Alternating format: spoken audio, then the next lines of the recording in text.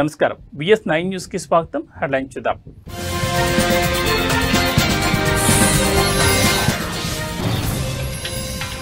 మరోసారి ప్రత్యేక దౌత్య శైలిని ప్రదర్శించిన ఇటలీ ప్రధాని. సంప్రదాయంలో రెండు చేతులు జోడించి నమస్తే అంటూ అభివాదం.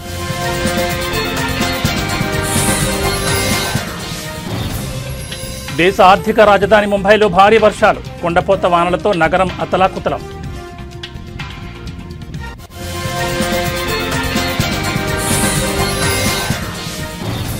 మహారాష్ట్రలోని సతారా జిల్లాలో దారుణం, అమానుషంగా ప్రవర్తించిన ఓ ఆటో డ్రైవర్.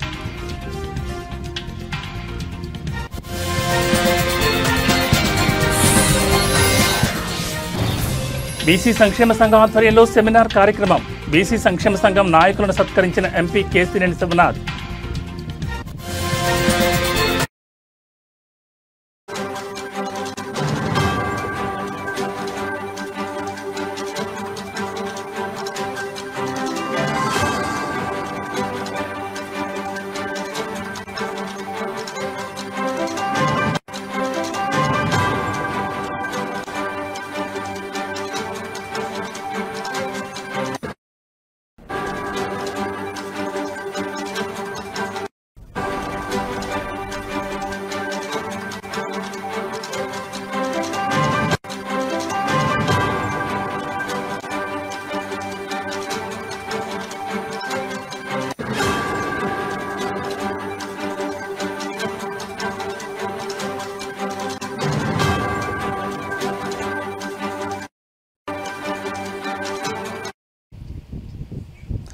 బులెటిన్లో బ్రేకింగ్ న్యూస్ చూస్తున్నాం. ఇటలీ ప్రధాని జార్జియా మెలోని తన ప్రత్యేక దౌత్య శైలిని మరోసారి ప్రదర్శించారు. ప్రపంచ రాజకీయాలకు కేంద్రమైన వైట్ హౌస్లో అమెరికా అధ్యక్షుడు డొనాల్డ్ ట్రంప్ సీనియర్ సహాయకురాలకి భారతీయ సంప్రదాయంలో రెండు చేతులు జోడించి నమస్తే అంటూ అభివాదం చేశారు. సాధారణంగా కరచాలనాలు, లాంఛనప్రాయ పలకరింపులు ఉండే అత్యున్నత స్థాయి సమావేశంలో ఆమె చేసిన ఈ పని అందరి దృష్టిని ఆకర్షించింది.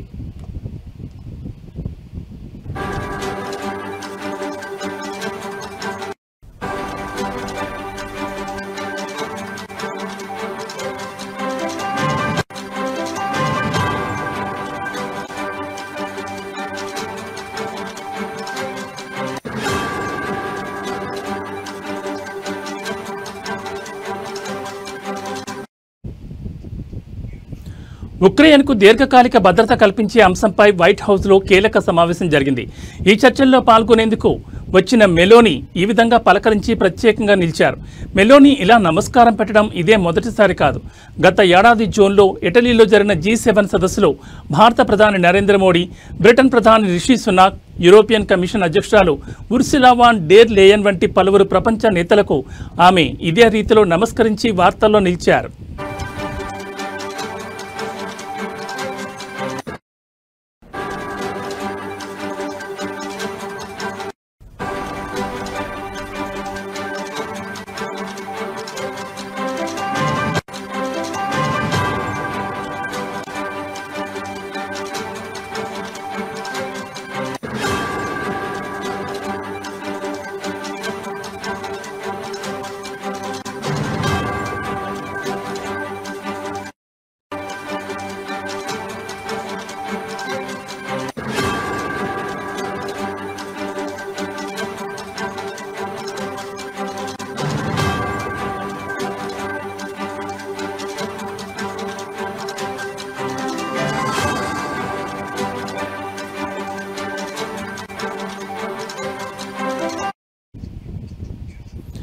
ఇటలీ ప్రధాని జార్జియా మెలోని తన ప్రత్యేక దౌత్య శైలిని మరోసారి ప్రదర్శించారు. ప్రపంచ రాజకీయాలకు కేంద్రమైన వైట్ హౌస్లో అమెరికా అధ్యక్షుడు డొనాల్డ్ ట్రంప్ సీనియర్ సహాయకురాలకి భారతీయ సంప్రదాయంలో రెండు చేతులు జోడించి నమస్తే అంటూ అభివాదం చేశారు. సాధారణంగా కరచలనాలు, లాంఛనప్రాయ పలకరింపులు ఉండే అత్యున్నత స్థాయి సమావేశంలో ఆమె చేసిన ఈ పని అందరి దృష్టిని ఆకర్షిస్తోంది. ఉక్రెయిన్కు దీర్ఘకాలిక భద్రత కల్పించే అంశంపై వైట్ హౌస్లో కీలక సమావేశం జరిగింది. ఈ చర్చల్లో పాల్గొనేందుకు వచ్చిన మెలోని ఈ విధంగా పలకరించి ప్రత్యేకంగా నిలిచారు. మెలోని ఇలా నమస్కారం పెట్టడం ఇదే మొదటిసారి కాదు. గత ఏడాది జూన్లో ఇటలీలో జరిగిన G7 సదస్సులో భారత ప్రధాని నరేంద్ర మోడీ, బ్రిటన్ ప్రధాని రిషి సునాక్, యూరోపియన్ కమిషన్ అధ్యక్షురాలు ఉర్సులా వాన్ డెర్ లేయన్ వంటి పలువురు ప్రపంచ నేతలకు ఆమె ఇదే రీతిలో నమస్కరించి వార్తల్లో నిలిచారు.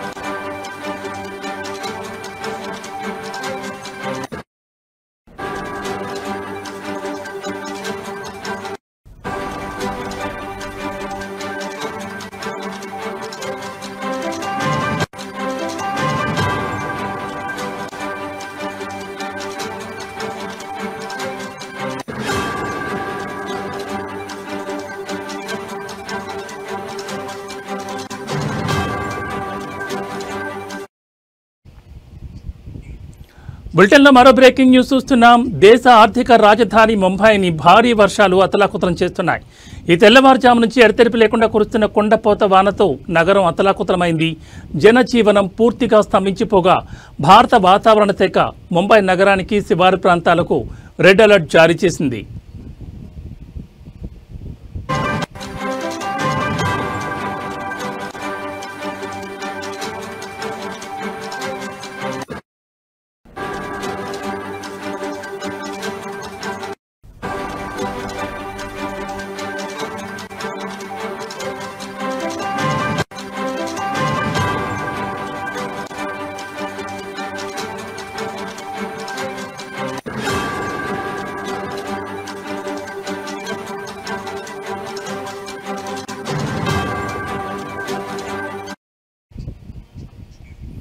ఈ నేపథ్యంలో బృహన్ ముంబై మున్సిపల్ కార్పొరేషన్ కీలక నిర్ణయం తీసుకుంది.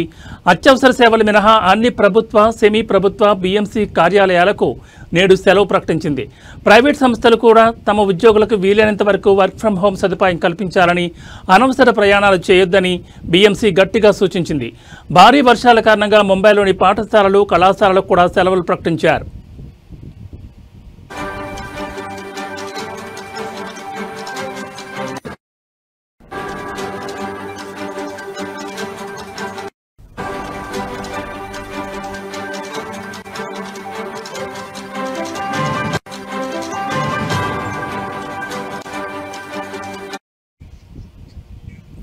భారీ వర్షాల ప్రభావం రవాణా వ్యవస్థపై తీవ్రంగా పడింది. సెంట్రల్ రైల్వే లైన్లో రైళ్లు 20 నుంచి 30 నిమిషాలకు పైగా ఆలస్యంగా నడుస్తున్నాయి. ముంబై విమానాశ్రయం నుంచి బయలుదేరాల్సిన 155 విమానాలు, నగరానికి రావాల్సిన 102 విమానాలు ఆలస్యమైనట్లు ఫ్లైట్ రాడార్ డేటా వెల్లడించింది.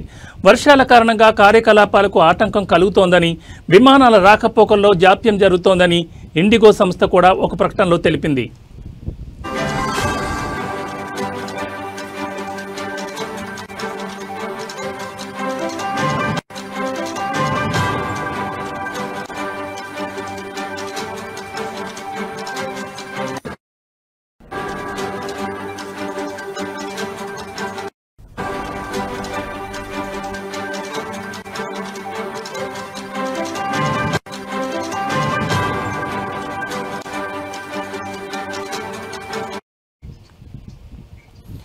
నగరంలోని అనేక ప్రాంతాలు జలదిగ్బంధంలో చిక్కుకున్నాయి.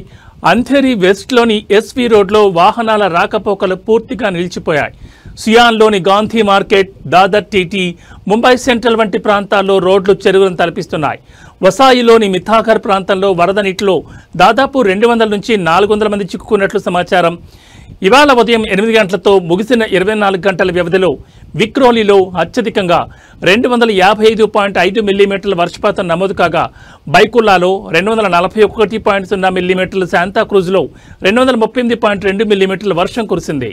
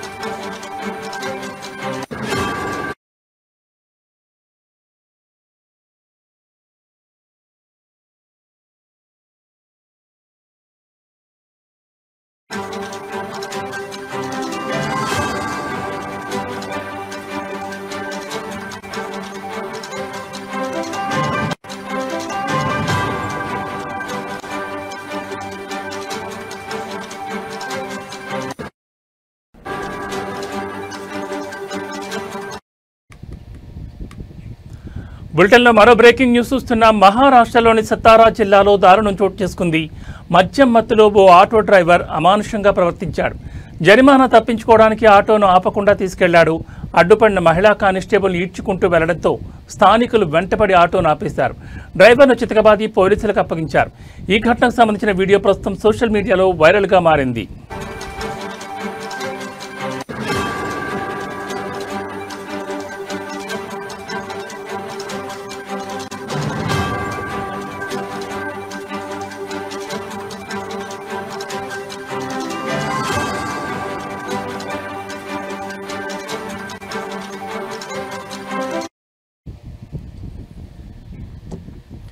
సతారా నగరంలోని ఓ కూడలి వద్ద ట్రాఫిక్ పోలీసులు వాహనాల తనిఖీలు చేపట్టారు. ఇంతలో అటుగా వచ్చిన ఓ ఆటోను మహిళా కానిస్టేబుల్ భాగ్యశ్రీ జాదవ్ ఆపేందుకు ప్రయత్నించారు. అయితే మద్యం మత్తులో ఉన్న డ్రైవర్ దేవరాజ్ కాళీ ఆటోను ఆపలేదు. అడ్డుపడిన భాగ్యశ్రీ జాదవ్ను ఈడ్చుకుంటూ వెళ్లాడు. దీంతో స్థానికులు ఆటోను వెంబడించి కొద్ది దూరంలో దాన్ని ఆపి డ్రైవర్ను చితకబాదారు. ఆటో డ్రైవర్ దేవరాజ్ కాళీను అదుపులోకి తీసుకున్నామని, భాగ్యశ్రీ జాదవ్ ఫిర్యాదు మేరకు కేసు నమోదు చేశామని పోలీసులు చెప్పారు.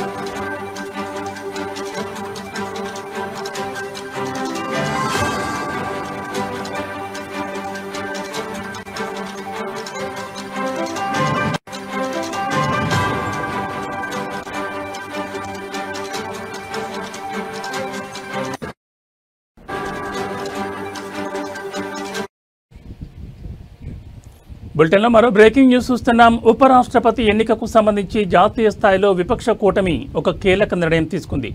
తమ అభ్యర్థిగా సుప్రీంకోర్టు విశ్రాంత న్యాయమూర్తి జస్టిస్ బి సుదర్శన్ రెడ్డి పేరును ఖరారు చేసింది. ఈ మేరకు కాంగ్రెస్ అధ్యక్షుడు మల్లికార్జున్ ఖర్గే ఒక ప్రకటన చేశారు.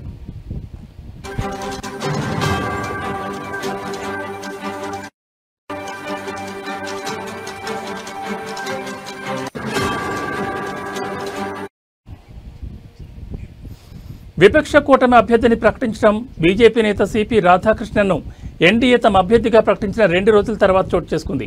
ఉపరాష్ట్రపతి ఎన్నిక సెప్టెంబర్ 9న జరగనుంది. నామినేషన్లు దాఖలు చేయడానికి చివరి తేదీ ఆగస్టు 21. గోవా మొదటి లోకాయుక్త చైర్మన్ 2007 జనవరి 12 నుండి 2011 జూలై 8 వరకు సుప్రీంకోర్టు న్యాయమూర్తిగా పనిచేశారు జస్టిస్ బి సుదర్శన్ రెడ్డి.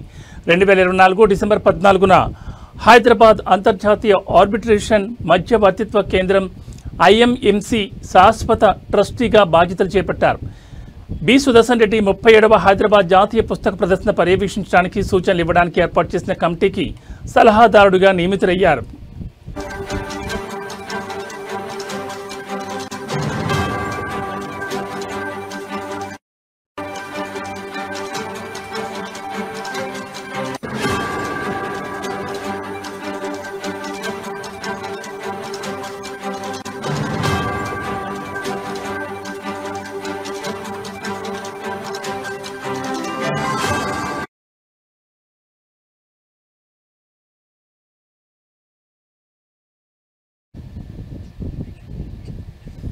ఢిల్లీలోని ఆంధ్రప్రదేశ్ భవన్లో బీసీ సంక్షేమ సంఘం ఆధ్వర్యంలో జరిగిన సెమినార్లో విజయవాడ ఎంపీ కేశినేని శివనాథ్ పాల్గొని మాట్లాడారు. ఈ సందర్భంగా ఆయనను జాతీయ బీసీ సంక్షేమ సంఘం నాయకులు సత్కరించారు. విజయవాడ పార్లమెంట్ నియోజకవర్గంలో బీసీ కమ్యూనిటీ హాళ్లలో యువతకు ఉపాధి అవకాశాలు పెంచేందుకు స్కిల్ డెవలప్మెంట్ సెంటర్లు ఏర్పాటు చేయడానికి కృషి చేస్తానని ఆయన తెలిపారు. కేంద్ర రాష్ట్రాల్లోని ఎన్డీఏ ప్రభుత్వాలు బీసీల అభ్యున్నతికి కట్టుబడి ఉన్నాయని, వారి సంక్షేమానికి పథకాలను అమలు చేస్తున్నాయని ఆయన గుర్తు చేశారు. ఈ కార్యక్రమంలో బీసీ సంక్షేమ సంఘం జాతీయ అధ్యక్షుడు ఆర్ కృష్ణయ్య, రాజ్యసభ సభ్యులు బీద మస్తానరావు, పాకా వెంకట సత్యనారాయణ, జాతీయ బీసీ సంక్షేమ సంఘం రాష్ట్ర అధ్యక్షులు వై నాగేశ్వరరావు యాదవ్, ఆంధ్రప్రదేశ్ ఇన్ఛార్జ్ యలగాల నూకానమ్మ యాదవ్ తదితరులు పాల్గొన్నారు.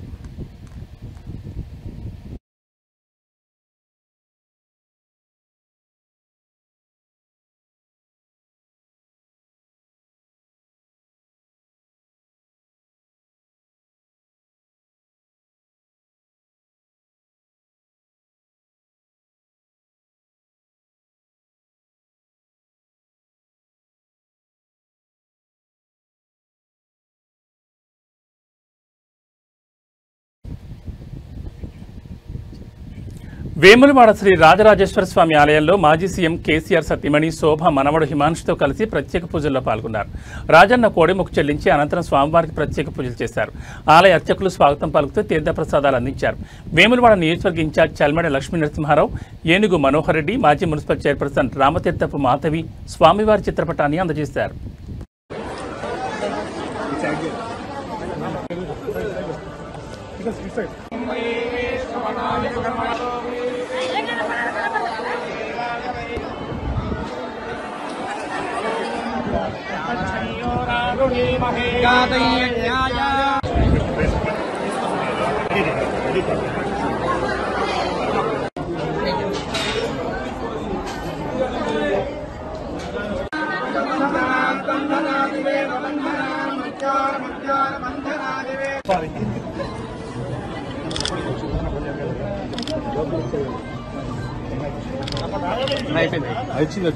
వచ్చింది ఇట్లా ఇట్లా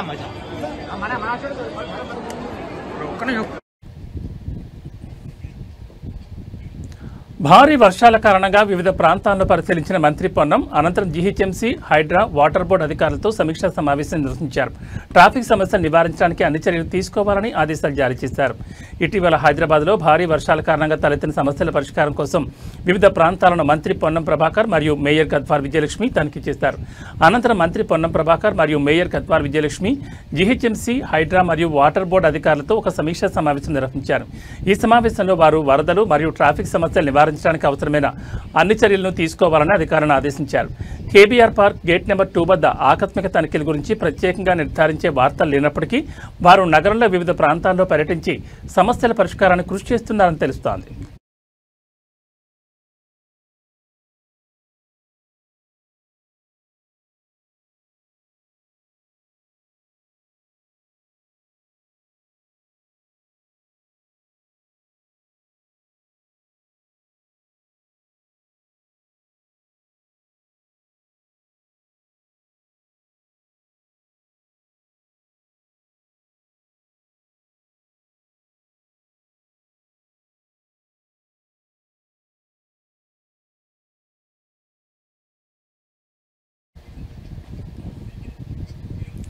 రాజధాని ప్రాంతంలో వరద నీరు నిలిచిపోవడానికి కారణం పశ్చిమ బైపాస్ నిర్మాణంలో అధికారుల నిర్లక్ష్యమేనని మంత్రి నారాయణ అన్నారు. ఆయన మంగళగిరి మండలంలోని వరద ప్రభావిత ప్రాంతాలను ఏడీసీ చైర్పర్సన్ లక్ష్మీ పాదసారథితో కలిసి సందర్శించారు. మంగళగిరి మండలం కురగల్ల దగ్గర జాతీయ రహదారిపై నిర్మించిన వంతెన కింద పేరుకుపోయిన మట్టిని తొలగించకపోవడం వల్లే నీరు దిగుకు వెళ్లలేదని మంత్రి చెప్పారు. సుమారు 25 అడుగుల మట్టిని వెంటనే తీసివేయడం సాధ్యం కానందున వంతెన సమీపంలో కొంతమేర జాతీయ రహదారిని తొలగిస్తున్నట్లు తెలిపారు. ఈ చర్య వల్ల 24 గంటల్లో వరద నీరు దిగిపోతుందని, ఆ తర్వాత మట్టిని పూర్తిగా తొలగించి రోడ్డు మరమ్మతులు పూర్తి చేస్తామని ఆయన వివరించారు.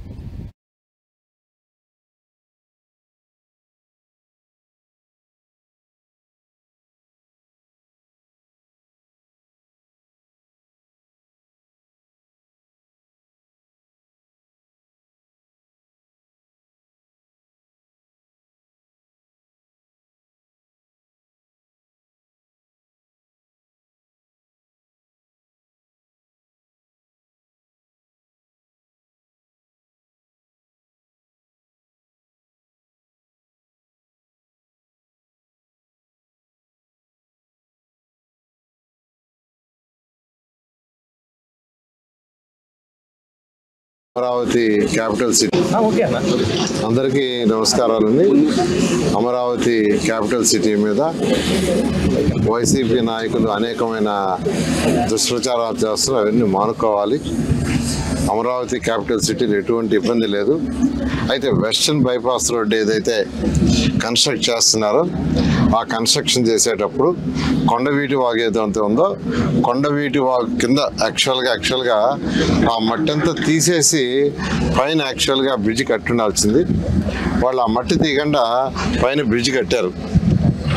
ఏదైతే ఆ కిందకంటే బ్రిడ్జ్ నుంచి కిందకి 8 మీటర్లు 8 మీటర్లు దాదాపు 25 అడుగులు ఉంటుంది. అది బ్రిడ్జ్ కింద వాటర్ ఫ్లో అయ్యేది. ఇప్పుడు జీరో ఎందుకంటే వాళ్ళ కన్స్ట్రక్షన్ విజయవాడ నగరంలో పలు రెస్టారెంట్లు, బేకరీలలో ఫుడ్ సేఫ్టీ అధికారులు తనిఖీలు చేపట్టారు. ఫుడ్ సేఫ్టీ మరియు తూనికలు, కొలతల శాఖ అధికారుల ఆధ్వర్యంలో మొత్తం 40 బృందాలుగా joint food safety controller Purnachandra Rao ఆధ్వర్యంలో తనిఖీలు నిర్వహించారు. పలు రెస్టారెంట్లపై అందిన ఫిర్యాదుల మేరకు తనిఖీలు చేపట్టారు అధికారులు. నగర వ్యాప్తంగా రెస్టారెంట్లలో పాటిస్తున్న ఆహార భద్రతా ప్రమాణాలపై అధికారులు తనిఖీలు చేపట్టారు. అనుమతులు లేకుండా నిర్వహిస్తున్న హోటల్స్, కాలం చెల్లిన ఆహార పదార్థాలను అధికారులు గుర్తించారు.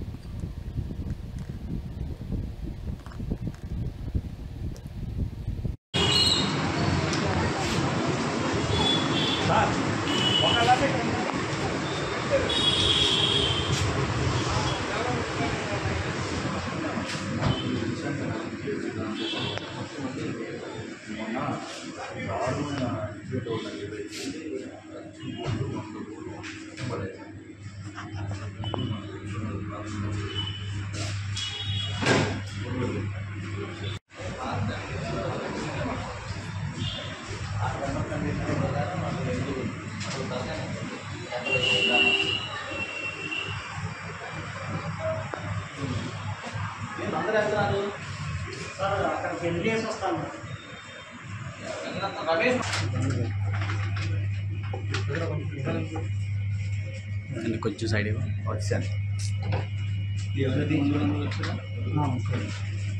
కారిపోతున్నది.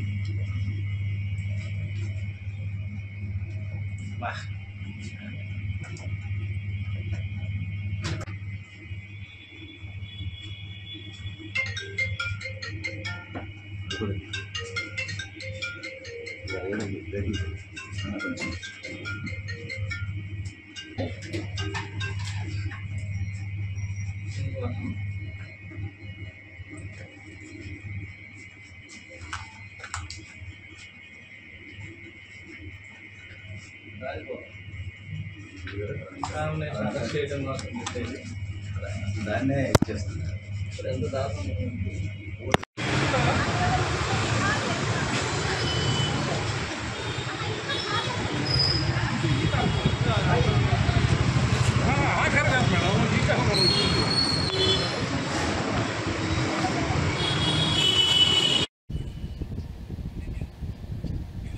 ఇవి బులెటిన్ అప్డేట్స్. మరిన్ని అప్డేట్స్తో మళ్ళీ కలుద్దాం. నమస్కారం.